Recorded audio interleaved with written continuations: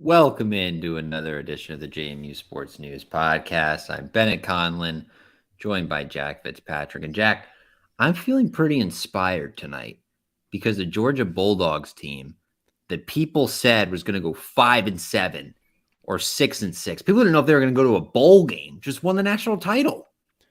And not only did they just win the national title, they scored points ever in a national title game. Not only that, the biggest margin of victory in any bowl game ever. I mean, did they think they were TCU or something? Like, what was what were they talking about? Either Kirby Smart is the best motivator, brainwasher in the country, and that in and of itself should get him a lifetime contract at Georgia, or they're just talking about it.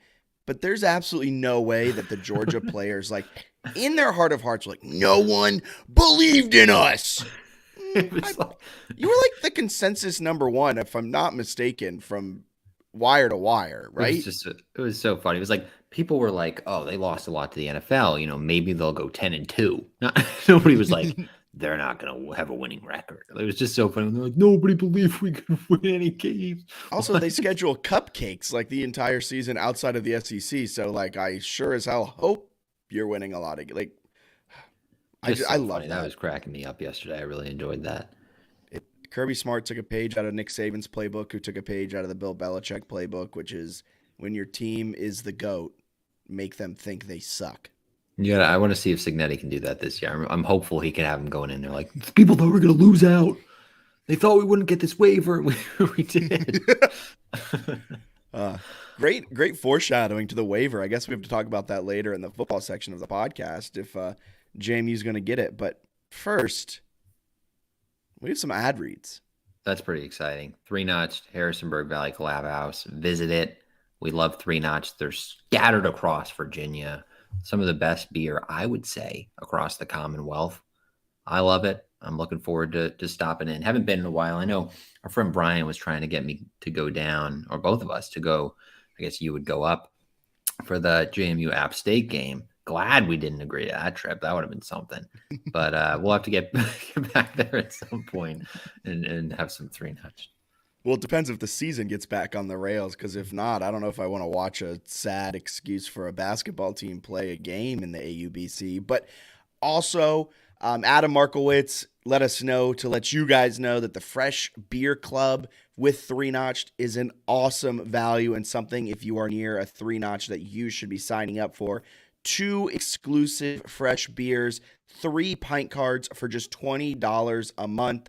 That's 2, I believe, 6-packs, 2 or 2 4-packs of fresh beers. Comes right out of the pot or wherever they make the beer, and you're getting it fresh. 3 pint cards. Not exactly sure what that means, but you can find out more if you go to 3notchedbrewing.com. And then Fridays, First Tap Fridays, in the Valley Collab House only. Harrisonburg exclusive releases every Friday from brewer Nick Branson. So First Tap Fridays, Harrisonburg exclusives. And of course, you mentioned it, they have 14 options on draft and an expansive selection of beer to go. So, Heck yeah, that's exciting stuff. you know what else is exciting stuff? Golf season's back. I bet you can bet on that somewhere. Golf season is back. Did Morikawa blow a lead this weekend? I think he went into the final round. I forget his exact lead, but he was up at 7 shots on John Rahm on it's like a resort course, so fairly easy. Ends up losing to Rahm. He was the only player in the 40-person field to bogey 3 holes in a row, and he did it on the back 9 Sunday with a lead. So pretty tough scene for him there. And didn't he not have a bogey going into the final round? It was something like that. Yeah, he was playing out of his mind, but he forgot how to chip, which is tough. Good for him. Bet Online remains your number one source for all of your sports betting needs this season. Everything from NFL, bowl season just ended, to esports. You'll always find the latest odds, team matchup info, player news, and game trends at Bet Online.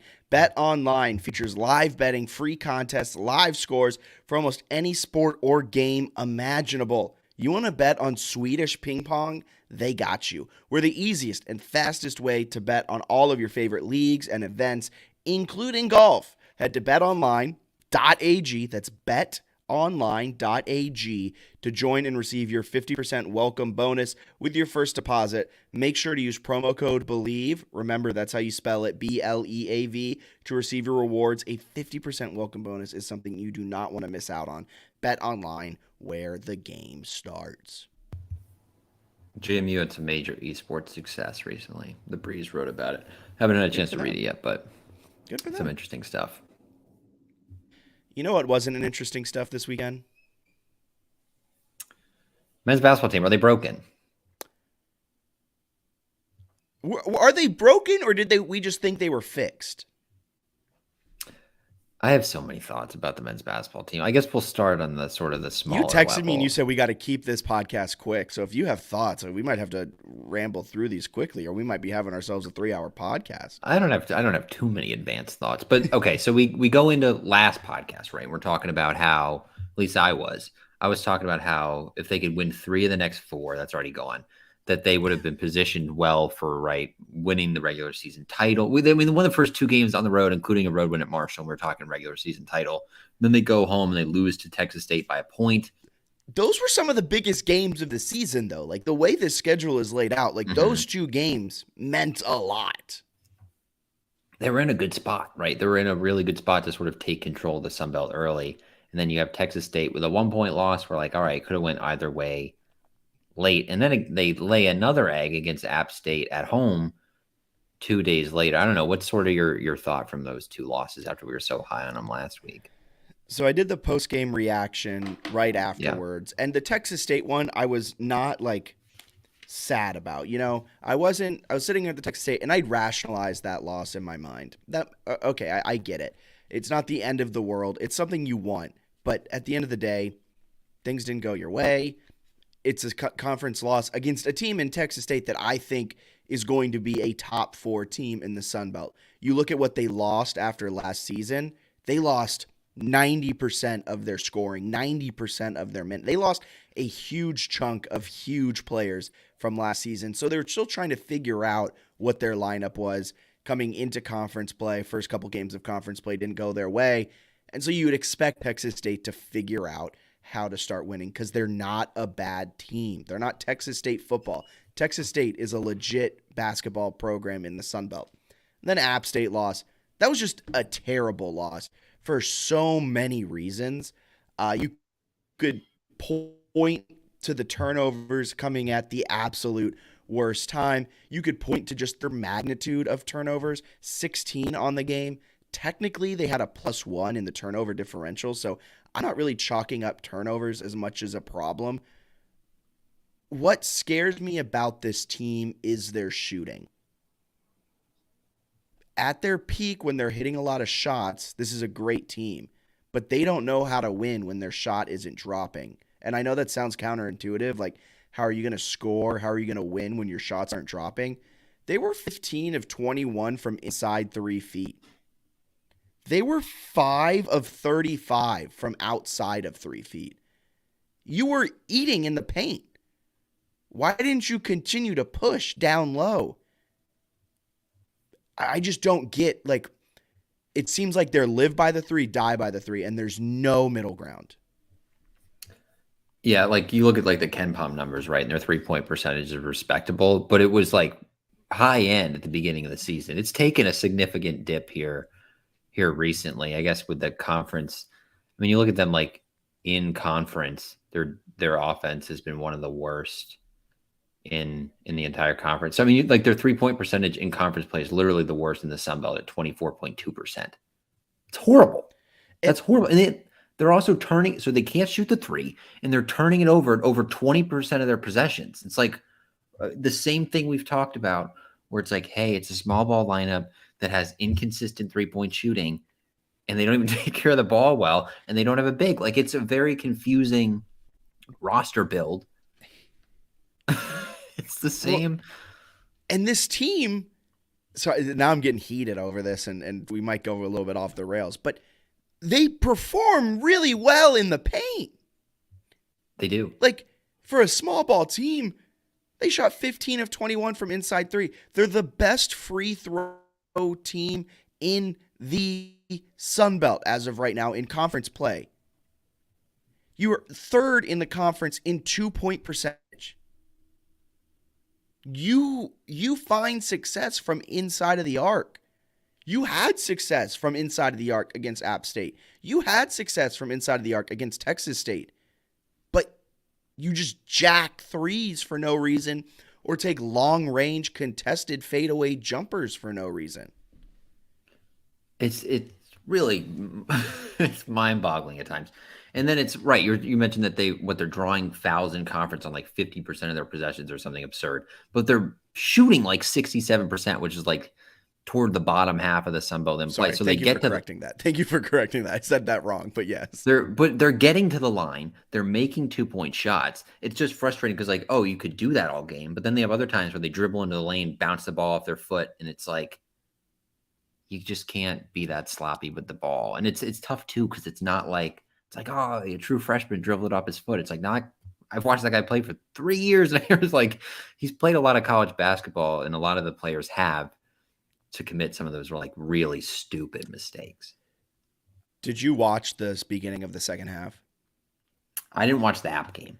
Okay, so let me explain to you how the second half started. You're down 15, not a good first half. You got to come out firing on all cylinders in the second half, right? So App State gets the ball, they push down, looking good, but the defense is holding them. I think it goes out of bounds, a kicked ball, something where it resets the shot. App State ends up having the ball like continuous possession for a minute to start the half with 0 points coming out of it. Good job, defense. They get the ball, turnover, like right away. They crossed half court and they turned it over. App State pushes back down, no points. JMU gets a turnover. They get the stop. They go back the other way. Right away, a turnover. They come back. There's no point scored again. They get the ball, push it back, and it gets obliterated at the hoop. They just block the poopy out of it. And then App State's like on a quick break, on a fast break, and they score. And like that right there was just kind of, you're sitting there and you're like, you just held them scoreless for 90 seconds, 120 seconds. That was an opportunity to get 5 points back and cut it to 10 like that or something, you know? And instead you got one shot out of it. That was a terrible shot. It's frustrating. I think the big thing that I've said before and I kind of stand by is like, it's not the end of the world that they've lost these 2 games. Like they're still in the Sun Belt mix.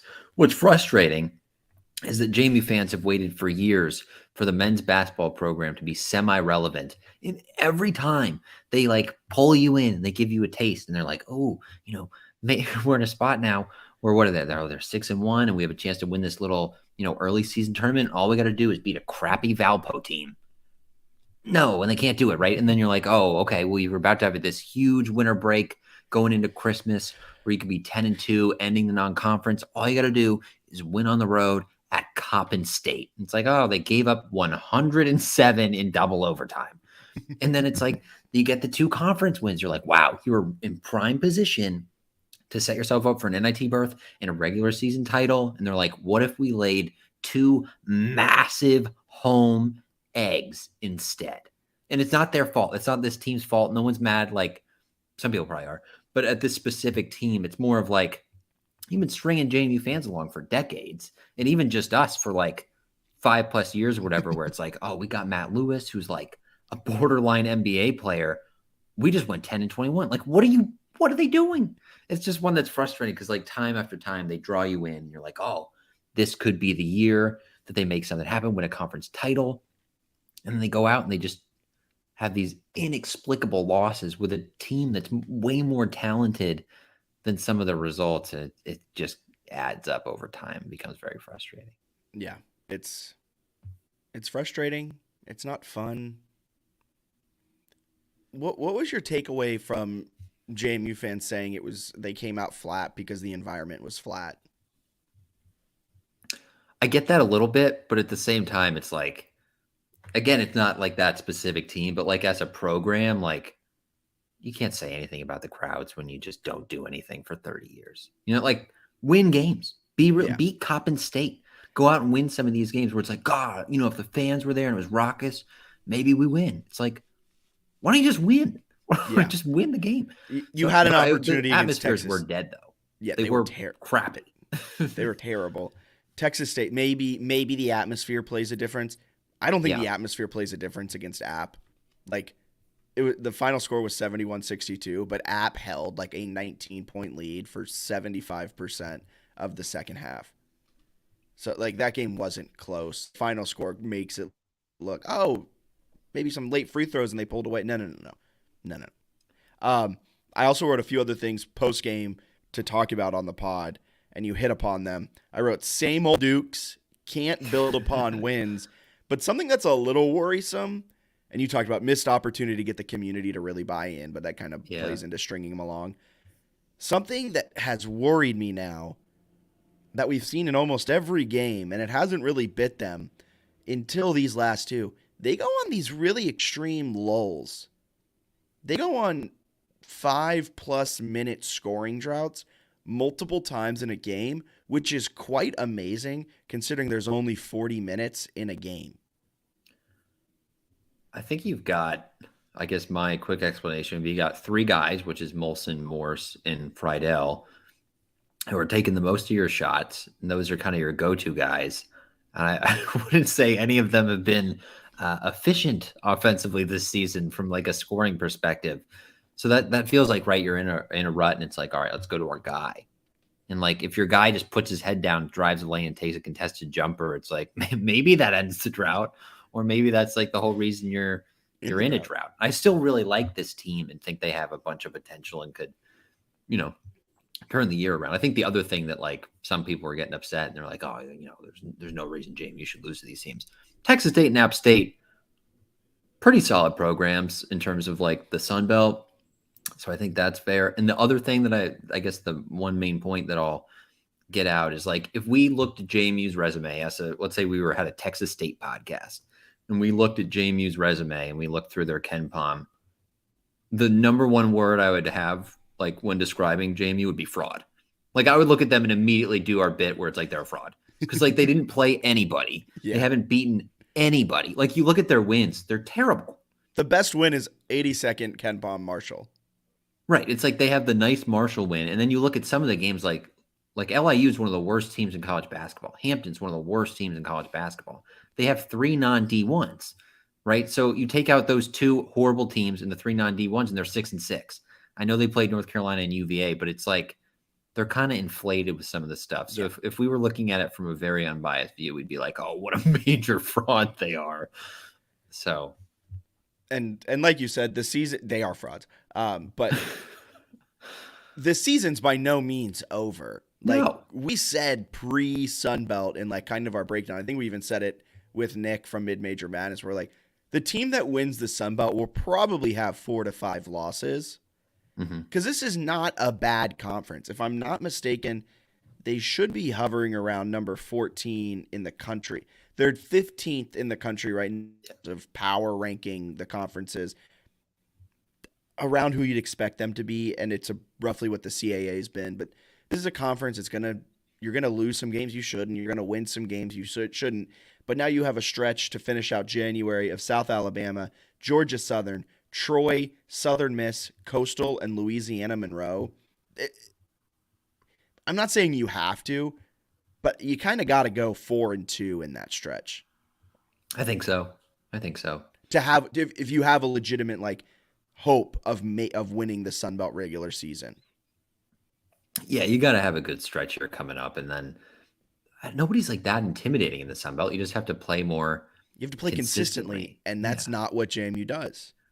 And I'm not totally down on them. Like I like some things they do. I like Byington. It's just, it is really feels like they pull you in. It's like, wow, this team could be it. This team could be special. But at the same time, like I do think their peak, like their ceiling is really good. I just assumed they had a much higher floor. Yeah. Given some of the players they had, I figured it was like, all right, you can play UVA like that on the road. Right. Like, you should be able to take care of business at home against 2 like kind of probably middle of the pack Sun Belt teams. I think Texas State, you're right, is starting to play better. They're starting to play better. I could see them finishing in the top, at the very least, the top half. I'll also say this about App. That was the second game I've watched of App this season. Like, they're a team that's going to jack the 3 And so if they're hitting them, which they were, like you don't stand a chance. So I know I bring up Charlotte all the time, and it's kind of a running joke, but when they played Charlotte, they hit their threes in the first half of the first half, so the first Hmm. quarter of the game, and they got up 25 or something like that. And then for the rest of the game, they went ice cold and went like 1 of 20 from three. Charlotte came back and won. In this game, I think App State just was more consistent with their threes. And if App's hitting their threes, you kind of have a tall task ahead of you. They were Plus, also, they yeah. played a 2-3 zone, which they had never played all season, and that just threw JMU for a complete 180. They didn't know how to break a zone.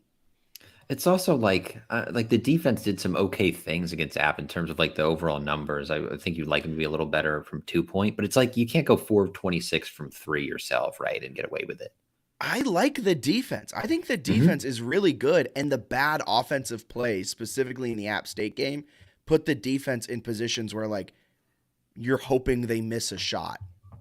Like if the They shot. offense if the offense can hit their shots or hit more at a higher percentage and you can get set on your defense and get your full court sets going, this defense is the best in the conference by far.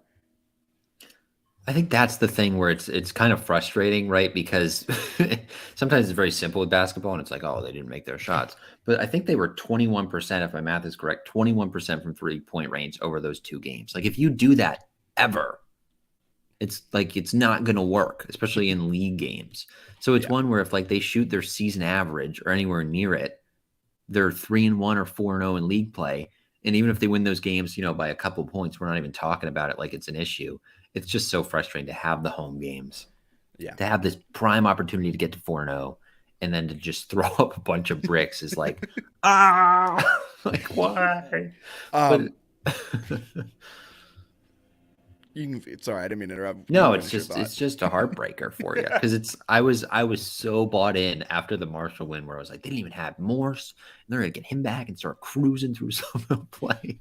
I was like, what if they win out? What's the at large situation look like? And then they lose to Texas State and it's like, why? Why did you do this? Remember when I texted you after you and Dom after the Texas State game, and I was like, if you told us that we'd be 2-1 with a road win against Marshall without Morse, you would take that. And then you're like sitting at 2-2, and you're like, oh. Also, I have two questions for you, and then I have a take I want to hit you with and get Oh your yeah. your unfiltered reaction to. Two questions. First, I'm gonna hit you with both of them. If they lost to Georgia State and Marshall and then won Texas State App State, would you have a different feeling on this team? And then secondly, if these two losses weren't back to back, but they both were home losses, and like say the Texas State one was still January 5th and the App State one was February 11th. So that say those were the two. How does that impact it? You know what I mean? Pretty good questions. For the second one, the back to back hurts, especially because it's like recency bias, right? Like the most recent game they played was two disappointing losses, so it's easy to be like, "Well, they're broken again. These are the Dukes we know, like losers." When it's like it's not really true. Like they played really well in some of the games. I know that they have like a fraud schedule, but they beat the crap out of the fraud schedule, which is why they have like the efficient And the numbers. Buffalo win is like looking better because like Yeah. Buffalo's 182 in Ken Palm and they won it on the road at Buffalo, so that's looking better too as like season goes on. Yeah, so it's like a surface level glance is like fraud, and then you look at the scores and you're like, okay, well those are something. So they have that going for them. The two in a row is obviously tough. I think I'm almost more positive that they won the first two than if they had flipped that, right? Like the win at Marshall makes me think, okay, like they can win the league. If they had gone out and lost those two and then won these two, I might be a little bit concerned about how they would match up with like a Marshall or something. I feel really positive about them. I'm disappointed in the showings because they had that opportunity to like kind of take control of the league. But I don't know. I still feel really positive about their season long outlook in the future under Byington. I love it. All right, What's put this hot your take? put your take glasses on, whatever it is, I whatever. can't wait. Get your oven mitts out because this one's gonna be a little hot to the touch. Mark Byington is Matt Brady 2.0. I do like this spicy take. They're the same. Not That's not a bad thing, But it goes back to the analogy I made about the elevator a few podcasts ago. We want to be in the penthouse. Brady got us to the 75th floor. We're right back at like the 70th floor. It's an interesting one because they're like 2016 numbers in terms of like defense was a little better. Obviously, they play differently where we're like crazy fast now, and like the Matt Brady team didn't turn the ball over an absurd amount, but they also didn't force turnovers. It was like the reverse. There's some similarities in terms of numbers for sure. I think that's also kind of the frustrating part, especially for me, and I think some of the younger fans too, right? Where it's like they had Matt Brady, and they were like, Matt, we want to be an NCAA tournament team. You're not doing it for us. See ya. Well, what have you done since you got rid of him? Like, not been an NCAA tournament team. You got significantly worse for a stretch, You were and one of now the worst basketball teams in the country for a solid 3-year stretch. and now you've grown to the level of being as good as you were in Matt Brady's season that you deemed not good enough. That's so annoying as a fan. Again, it's like nothing against this team, which fans are rooting for and think they can be great and have a lot of potential. God, it is infuriating to be like, yeah, the standard is the standard. You didn't meet it. And then 6 years later to be like, guys, you should be positive. We're right back at the level. And it only took us 6 years to regain the Matt Brady success. Like, oh my God. So would you agree with me that he's Matt Brady 2.0, or do you think he's a better coach? I honestly don't know. I honestly Okay. think Matt Brady's a good coach. I think he Yeah. is. I think he was great. Not great, but like they were what they were. That was a He's terrible not a breakdown. bad coach, and he had a lot of success at Marist, and he's a pretty decent coach. I think the thing with Byington that's I don't know about frustrating, but he started as a head coach in 2014, the 2014 season. I don't think he's ever taken a team to the tournament. I don't know if he's even gone to the NIT. I think he took Georgia Southern once. Did they go in? I don't think he took them. It's not like we have this information right at our fingertips. Let me look up Mark Byington Wikipedia because I feel like that's my No, he big. didn't. No, he didn't. They won the regular season in Yeah. 2019. So he but did. he did Is not that go. okay? Okay. So he probably had an NIT in there. And his highest Ken Palm is 103. Yeah. Okay. So he has gone to maybe that's an assistant. But anyway, he's done some decent. I mean, he's not a bad coach. Like, I don't think he's a bad coach. He was also at Georgia Southern, which the second he Right. leaves becomes a bottom feeder son. Like that's not you. How do you recruit to Statesboro? He's a solid coach. It's just Brady was also a solid coach. I don't know. Yeah, exactly. I'd like to see him take a step. It's just I don't know. Some Is of it too bothers much me. to ask to go out and sign? I don't know, Rick Pitino. Go outside, just go grab him. But it's the stuff that bothers me a little bit is like I don't know. Well, obviously the roster management where they don't have a big guy, but whatever.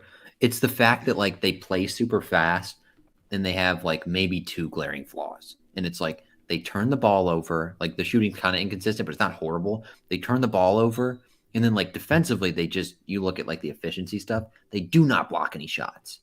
It's like, "Oh, well, could you get a big shot blocker?" And he's They're like, last in blocking shots, yeah, well, like by then far. the stuff it bothers me too, right? When they talk to the media, it's like Sunbelt doesn't really play like that. It's like every time they play a Sunbelt team, there's a 7-footer.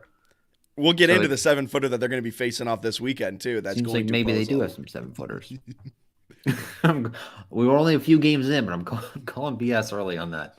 There's no big guy stake. All right, so it's the time everyone's been waiting for. 3-notch preview. We're breaking down this upcoming weekend, South Alabama and Georgia Southern. South Alabama game is in South Alabama. The Georgia Southern game is back at the AUBC. South Alabama comes into this one 7-9, 1-3 in Sun Belt play.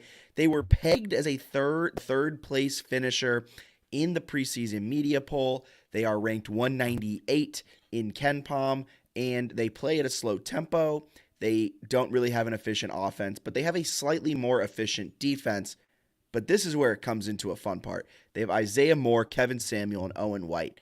Owen White plays a lot of minutes, 86.6% of minutes. And then Isaiah Moore and Kevin Samuel. Kevin Samuel is a 7-foot kid who is wildly efficient near the rim. and is going to pose a lot of problems for JMU. And the Georgia Southern game, it's Brian Berg is in his third season. He took over for Mark Byington after Byington left. This will be an interesting kind of homecoming, but not a homecoming because it's in Harrisonburg. 10-7, they're 3-1 in Sunbelt play. First place in Sunbelt currently. They were pegged as the 11th place team. I mean, they're 2-12 in KenPom. They have a wildly inefficient offense, more inefficient than South Alabama.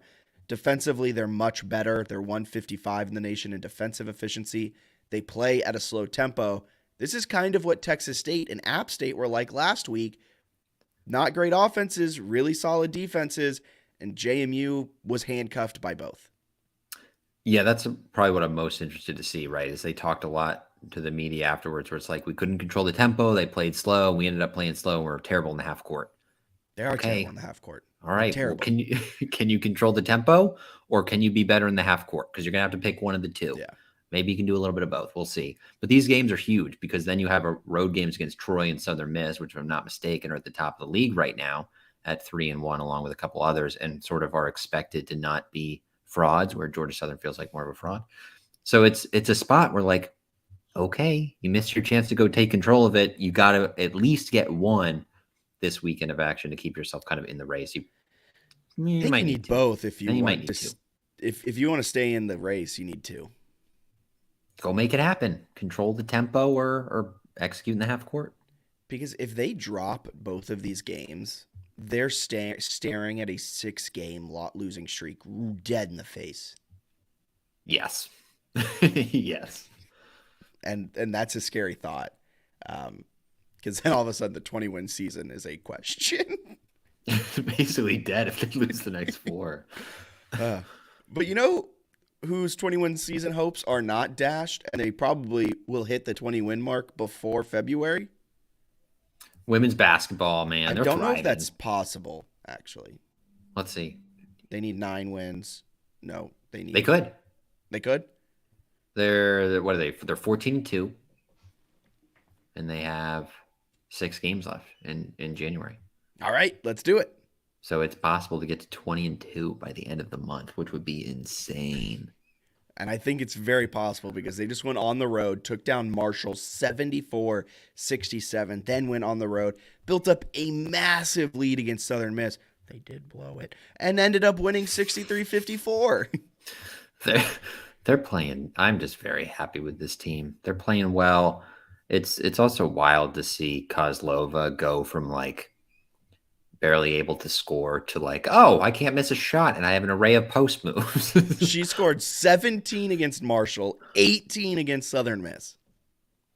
Her last 3 games, 10-12 from the floor, 6 of 8, 7 of 7. It's unbelievable. She's been phenomenal.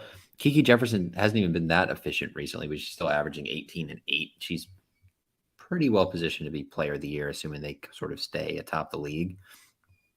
I don't know. I'm thrilled. I'm really excited about the way they're playing. 14-2. They seem like they're on their way to, at the very least, a WNIT berth.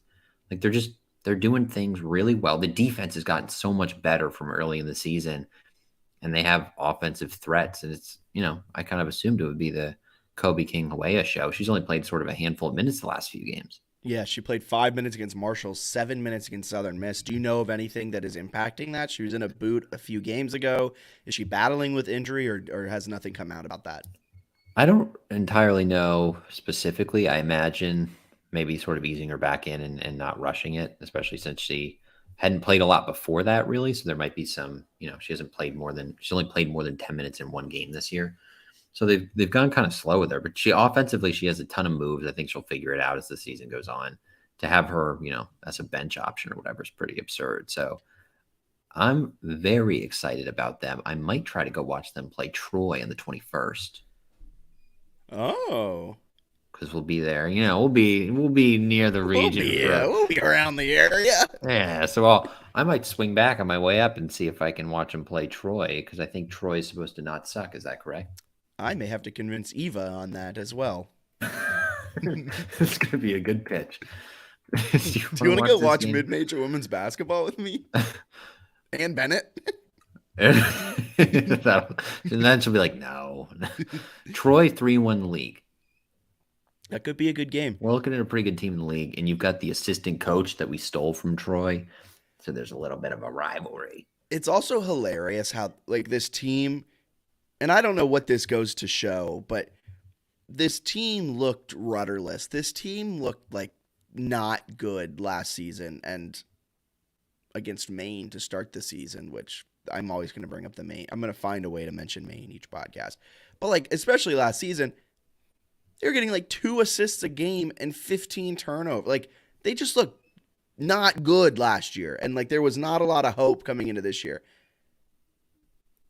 Is it that important to have players in their right role? Like Peyton McDaniel coming back into the lineup and Kozlova figuring it out. Like all of a sudden, Claire Neff is playing 2 roles down and is excelling in her spot.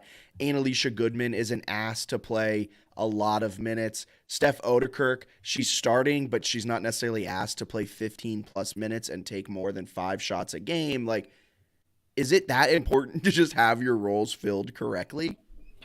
It's so cool to watch them play and like not seemingly play that well and pick up like meaningful conference road wins where it's like, oh, like this is what it's like when you're fully healthy. Like, I understand now. You can play defense and do things offensively. So it's, yeah, I think it is that important to have them in their roles because we were talking that Maryland Eastern Shore game where they were like down at halftime. And even they had that close Hampton game. We were like talking, we're like, I don't know about this group, Coach Because I think O. they had really bad turnover, assisted turnover ratio too. And then you're like, here come, we know the story. The Hawks Classic is gonna get ugly. Yeah, we're like, oh God, that could be brutal there against a couple decent teams.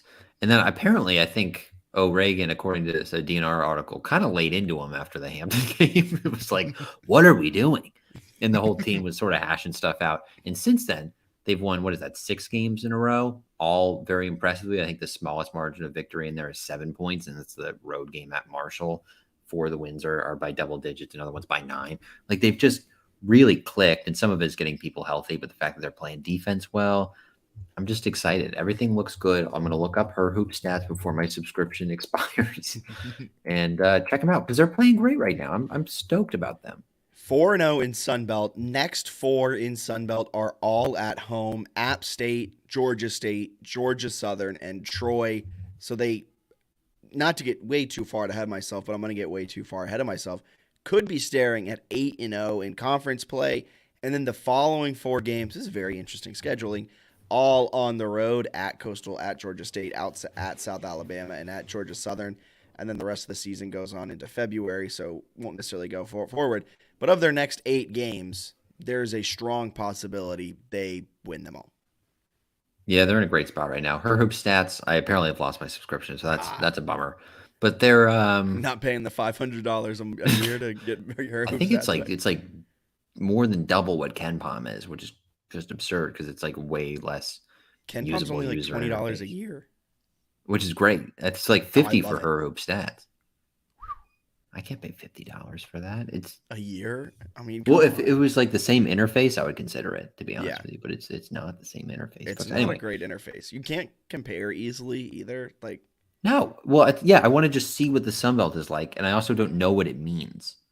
yeah, It's hard to because find like what is that? What does your her hoop stats rating mean? Where Ken Palm is like, this is what efficiency means. So, and it's set up in a grid on Ken Palm, which is nice, and has like a green where it's like they're doing well. You know, I guess they still have some of that in her hoop stats, but anyway, I'm stoked about this team. Stoked about both teams if the men can sort of flip a switch, make some threes.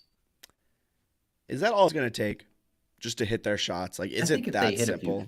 it might be just making some threes because the defense has been good, and the turnovers are disgusting. Yeah, but like, do you mask the turnovers by hitting your threes? They could a little bit. I think the part that frustrates me is Ken Palm's got him the men's side almost it's 10.5% of their possessions are like not just turnovers, they're steals. It's like live ball turnovers that they're like giving up fast breaks on. It's like it's not even just, dribbling it off your foot. To turn it over on 20% of your possessions Oh, is it went tough. down.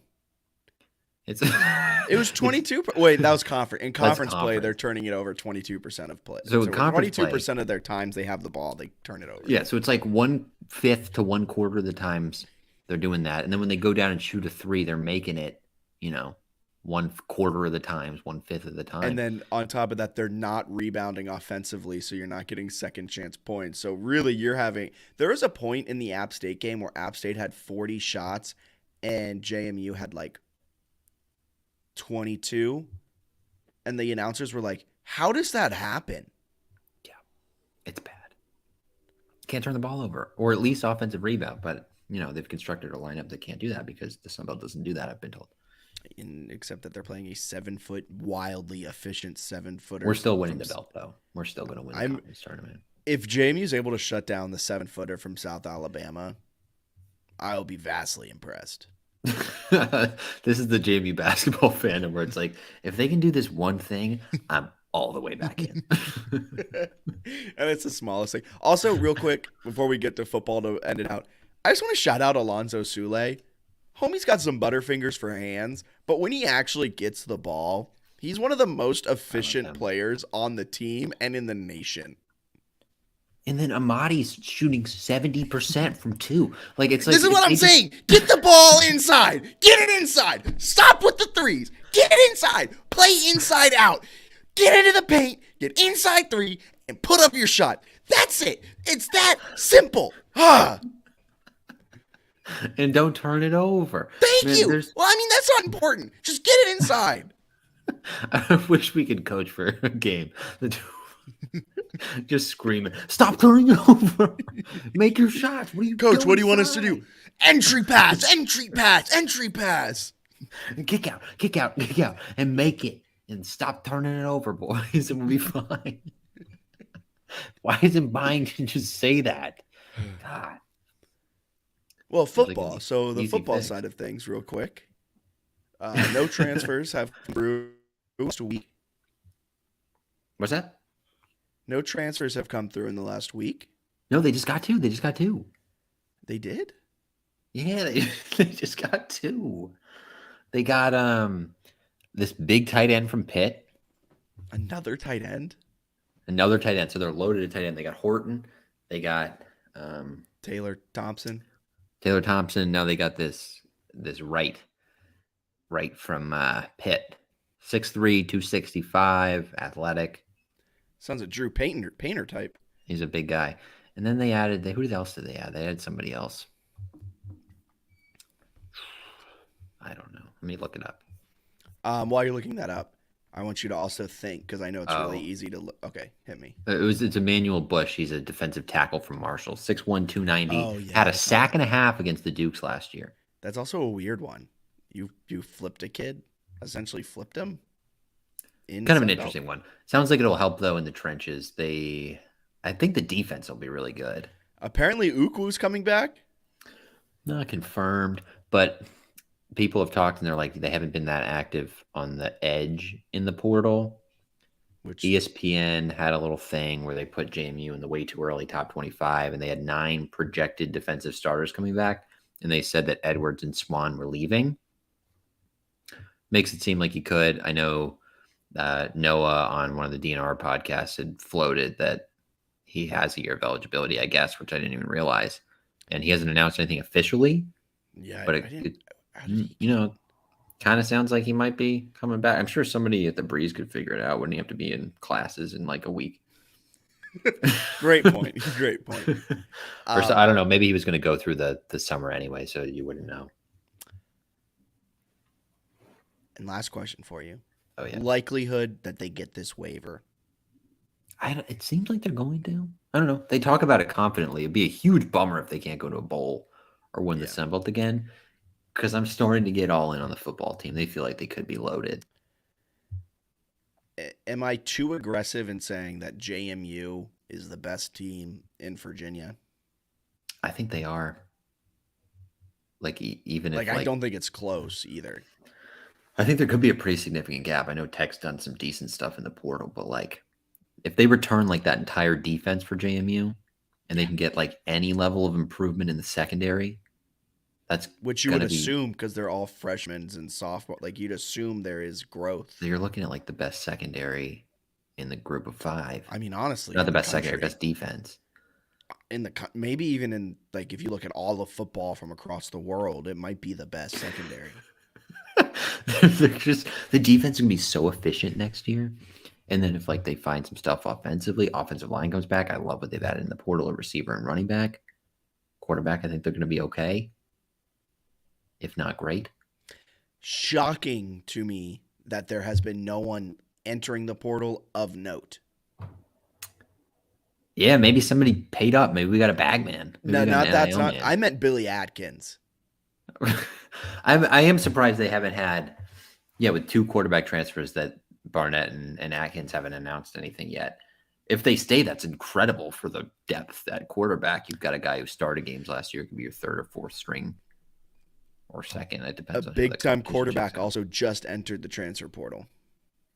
Who's that? Sam Hard, Huard, 5-star from Washington, He'll behind probably Michael. he'll come here. That's what I'm saying. Like, don't. I'm not. I mean, come on. I wouldn't mind us adding, 3 or 4 5-star quarterbacks and just sitting them behind each other, benching them a little bit and being like, Yeah, hey, the Alabama model, the Georgia model. You know how it is. All right. Anything else you want to add? no, if the men's team is 2-4 when we're here next week, emergency podcast. We'll just call it an emergency podcast.